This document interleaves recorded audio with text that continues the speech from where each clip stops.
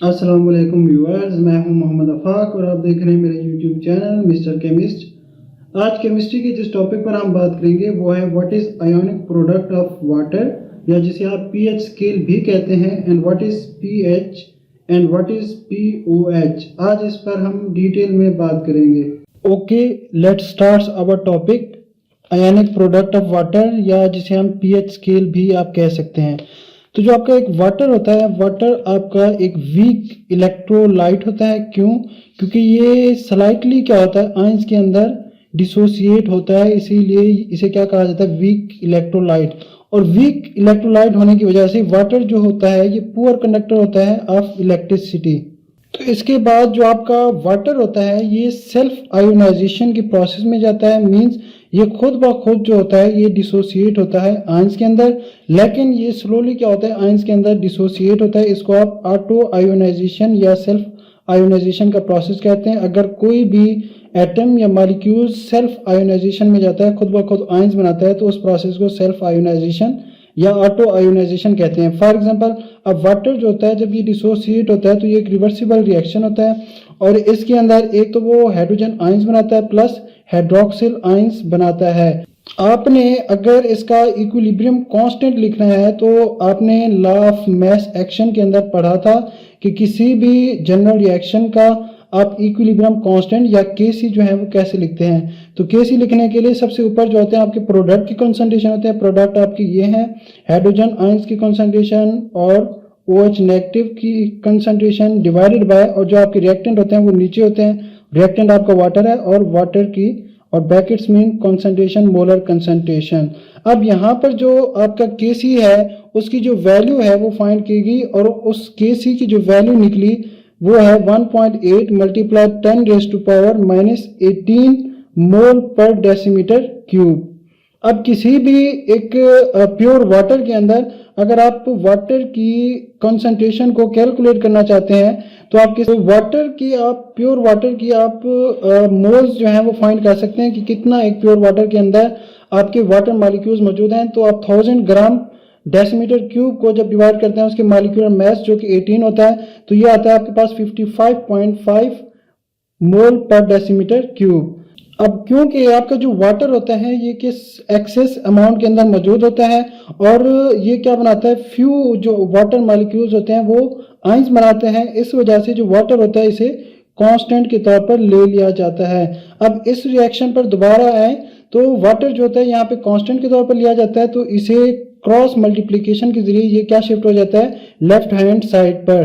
तो अब जो हमारा इक्विलिब्रियम कांस्टेंट का एक्सप्रेशन है वो इस तरह बन जाता है।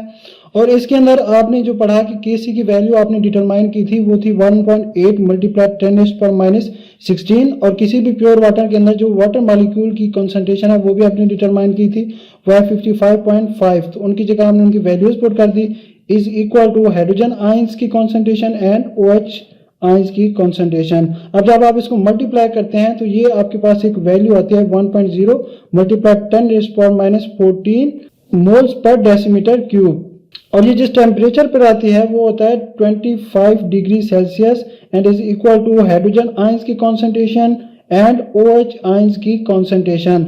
अब ये जो आपके पास एक वैल्यू आई है, या ये वाला जो सारा है, ये इसको आप एक कांस्टेंट के इक्वल करते हैं, और उस कांस्टेंट को नाम दिया जाता है KW।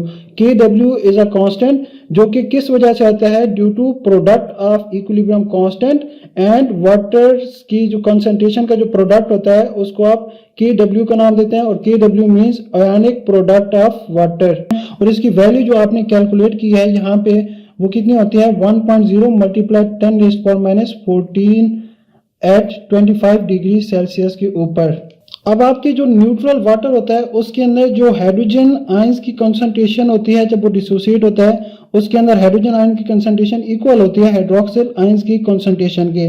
तो आप लिख सकते हैं यहाँ पर कि आप हाइड्रोक्सिल आयंस की जगह आप हाइड्रोजन भी ले सकते हैं, क्योंकि इनकी कंसंट्रेशन जो होती है इक्वल। तो ये किस तरह बन जाएगा, H+। तो यहाँ पर आपने सिंपली OH की जगह क्या लिख दिया है, हाइड्रोजन आयंस, क्योंकि ये दोनों क्या होते हैं, इक्वल। तो इसके बाद अब क्योंकि ये दोनों हाइड्रोजन आयंस हैं तो ये क्या बन जाएगा, एक दूसरे का स्क्वायर स्क्वायर एंड 1.0 मल्टीप्लाई 10⁻⁻14 के इक्वल है। अब आप इस स्क्वायर को खत्म करना चाहते हैं तो आप क्या लेते हैं, स्क्वायर रूट लेते हैं ऑन बोथ साइड। तो इस साइड पे भी आप जब स्क्वायर रूट लेंगे तो स्क्वायर और जो स्क्वायर रूट होगा ये कैंसिल आउट, और इसका जो स्क्वायर होता है वो इक्वल होता है 1.0 multiply 10⁻⁻7 moles per decimetre cube. तो आपने ये देखा कि आपकी जो हाइड्रोजन आयंस की कंसंट्रेशन है वो किसके बराबर है, 10⁻⁻7 मोल्स पर डेसीमीटर क्यूब। तो इसका मतलब है किसी भी न्यूट्रल वाटर के अंदर जो हाइड्रोजन आयंस की कंसंट्रेशन अगर 10⁻⁷ है, तो क्योंकि हाइड्रोजन आयंस हाइड्रोक्सिल आयंस के बराबर होते हैं तो इसलिए हाइड्रोक्सिल आयंस की भी कंसंट्रेशन क्या होगी एक न्यूट्रल वाटर के अंदर, वो भी 10⁻⁷ मोल्स पर डेसीमीटर क्यूब होगी। अब जो हाइड्रोजन और हाइड्रोक्सिल की न्यूट्रल वाटर के अंदर कंसंट्रेशन सेम होती है, लेकिन अगर आप उसके अंदर एसिड ऐड करते हैं तो उस केस के अंदर आपके जो हाइड्रोजन आयंस होते हैं उसकी कंसंट्रेशन क्या हो जाती है, ज्यादा हो जाती है देन हाइड्रोक्सिल आयन से। तो अगर आप उसके अंदर बेस ऐड करते हैं तो बेस के केस में क्या होता है, हाइड्रोक्सिल आयंस की कंसंट्रेशन ज्यादा हो जाती है सोल्यूशन के अंदर, किससे, हाइड्रोजन आयंस की कंसंट्रेशन से। अब जो आपने हाइड्रोजन आयंस की कंसंट्रेशन कैलकुलेट की वो थी 10⁻⁷ मोल पर डेसीमीटर क्यूब। तो क्योंकि ये पावर जो है माइनस के अंदर है और ये बहुत ही स्मॉल है, तो इसको हम पॉजिटिव टर्म के अंदर कन्वर्ट करने के लिए हम इन दोनों साइड्स को मल्टीप्लाई करते हैं बाय नेगेटिव लॉग के साथ, मल्टीप्लाई बाय नेगेटिव लॉग। दोनों साइड पे हम ये मल्टीप्लाई करते हैं टर्म, ताकि हम इस नेगेटिव जो स्मॉल वैल्यू है इसको पॉजिटिव के अंदर जो है कन्वर्ट कर सकें। तो यहाँ पे भी negative log of hydrogen ions, ठीक है, इज इक्वल टू क्या आ जाएगा, नेगेटिव लॉग 10⁻⁷। अब आपने एक चीज याद रखनी है कि जो एक हम टर्म यूज करेंगे P, ये जो P टर्म है ये स्पेसिफिक टर्म है। अगर किसी सिंबल से पहले P लगाओ तो इसका मतलब होता है negative log of that symbol. तो इसका मतलब अगर ये हाइड्रोजन के साथ मैं लगाऊं PH तो इसका मतलब होगा negative log of hydrogen ions, मतलब हाइड्रोजन आयंस की जो कंसंट्रेशन है उसका नेगेटिव लॉग होगा। और इसी तरह अगर मैं OH के सामने पहले P लगा देता हूं तो इसका मतलब होगा negative log of OH ions, hydroxyl ions की कंसंट्रेशन। तो यहां से आपके पास एक डेफिनेशन आ जाएगी, PH क्या होता है और POH। तो PH होता है negative log of hydrogen ions concentration and POH क्या होता है, negative log of hydroxyl ions concentration. अब यहाँ पे क्योंकि ये जो नेगेटिव लॉग है ये किसके बराबर होता है, P, तो मैं इसकी जगह क्या लगा देता हूँ P और H मीन्स हाइड्रोजन आयंस। अब यहाँ पे ये जो नेगेटिव लॉग है इसको, इसका लॉग के अंदर एक रूल होता है कि अगर कोई पावर है तो वो आपकी फ्रंट पे आ जाती है। तो ये क्या बन जाएगा, negative into negative log log 10। अब जो log 10 होता है 1 के इक्वल होता है माइनस माइनस प्लस 7 मल्टीप्लाई 1, तो इज इक्वल टू क्या आ जाएगा 7। तो आपकी जो pH होती है इस केस के अंदर pH किसके बराबर होती है, इज इक्वल टू 7 के बराबर होती है। इसी तरह आप POH भी वाटर का फाइंड कर सकते हैं, वो किस तरह फाइंड करते हैं वो हम अभी देखते हैं। तो POH जो होती है बेसिकली ये क्या होता है, negative log of hydroxyl ions concentration. अब जो हाइड्रोक्सिल आयंस हैं इसकी कंसंट्रेशन आपने फाइंड की हुई है, वो क्या है, नेगेटिव लॉग 10⁻⁷ है। तो ये भी सिमिलरली क्या होगा, नेगेटिव 7 जो है वो पावर है क्योंकि ये पहले आ जाएगा, तो negative into negative 7 and log 10, और log 10 जो होता है वो 1 की इक्वल, तो प्लस 7 मल्टीप्लाई क्या आ जाएगा 1। तो POH जो है आपका वो भी किसके बराबर आ जाएगा 7। तो यहाँ पे आपने देखा कि pH की वैल्यू भी आपकी 7 है और POH की भी वैल्यू क्या है आपके पास 7। कहता है कि pH भी 7 है और POH भी क्या है 7, तो 7 + 7 इज इक्वल टू 14। तो अब आपकी जो pH की वैल्यू है जिसे आप, अब आपके पास एक स्केल आ जाता है जो कि वेरी करता है 0 to 14। अब 0 to 14 इसकी वैल्यूज होती हैं एट 25 डिग्री सेल्सियस के ऊपर। तो जो इसकी मीडियम वैल्यू होती है 7, उस 7 pH की वैल्यू के ऊपर जो आपका सोल्यूशन होता है वो क्या होता है, न्यूट्रल। लेकिन अगर pH आपकी क्या होगी, लेस देन 7, तो आपका सोल्यूशन होगा एसिडिक। और अगर आपकी pH की वैल्यू क्या है, मोर देन 7, तो आपका सोल्यूशन क्या होगा, बेसिक।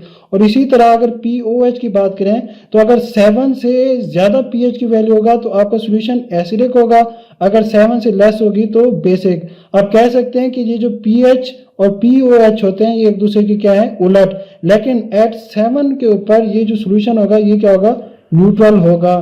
तो pH अगर आपकी 7 है तो सोल्यूशन क्या होगा, न्यूट्रल होगा। अगर pH आपकी क्या है, लेस देन 7, तो आपका सोल्यूशन क्या होगा, एसिडिक। और अगर pH जो है वो मोर देन 7 है तो आपका सोल्यूशन क्या होगा, बेसिक।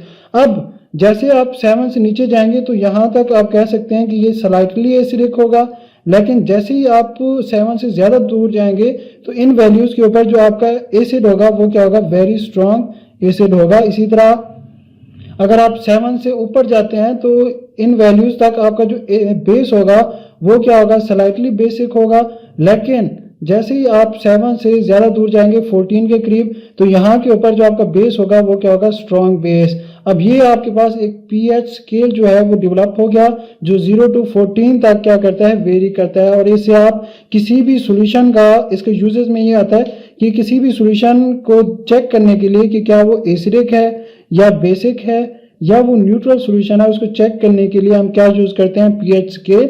और पीएच स्केल के अंदर हम दो चीज़ें यूज़ करते हैं। नंबर 1 इज इंडिकेटर्स यूज़ करते हैं जो कि हमें किसी भी सॉल्यूशन की पीएच डिटरमाइन करने के लिए, या हम क्या यूज़ करते हैं, पीएच मीटर को यूज़ करते हैं।